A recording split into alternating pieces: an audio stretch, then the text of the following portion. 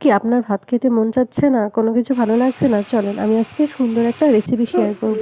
ছোট মাছ, মটরশুঁটি, টমেটো দিয়ে।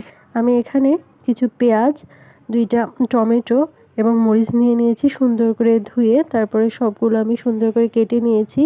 এখানে শীতের দিনে যদি ধনিয়া পাতা না দেয় তাহলে হয়, তাহলে ধনিয়া পাতা সুন্দর করে কেটে কুচি কুচি করে নিয়েছি। এখানে আমি আদা রসুন আগে একটু বেটে নিয়েছিলাম, আর এখন একটু পানি দিয়ে আমি যে জিরাটা আছে জিরাটা সুন্দর করে মিহি করে নিলাম। দেখেন আমার বাটা শেষ হয়ে গেলে আপনারা এখন একটা ফ্রাই প্যান বসিয়ে দিলাম। ফ্রাই প্যানে আমি একটু তেল দিলাম।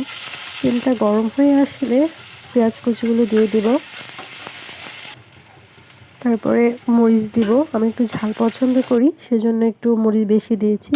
এখানে বাটা মশলা, পরিমাণ মতো লবণ, ধনিয়া গুঁড়া আর একটু রং হওয়ার জন্য মরিচের গুঁড়া ব্যবহার করেছি। আমি সবসময় এমন করে দিয়ে থাকি, পানি দিয়ে গুলিয়ে নেব।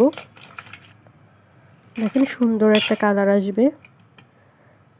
তারপরে চুলাতে যে ফ্রাই প্যান আছে ফ্রাই প্যানটা দিয়ে দিব। দেখুন নেড়ে চেড়ে নেব। সুন্দর একটা কালার আসবে। একটু হালকা পানি দিয়ে দিব। যখন এই তেলগুলো উপরে উঠবে তখন আমি টমেটো কাটাগুলো দিয়ে দিব। দেখুন নেড়ে চেড়ে নিব।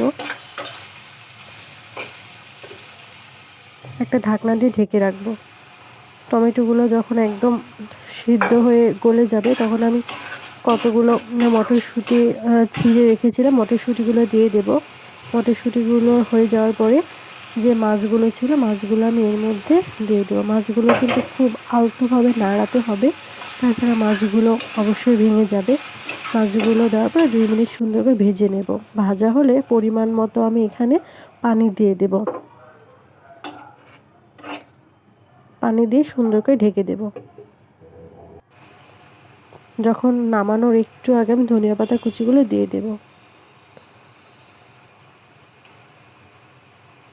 এর মধ্যে আমি লবণ দেখে নিয়েছি, লবণটা ঠিক ছিল।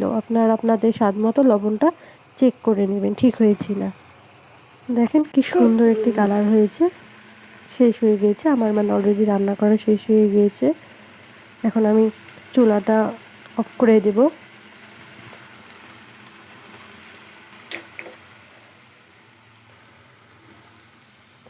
এখন আমি ছোট্ট একটা বাটিতে এটা পরিবেশন করে নিলাম।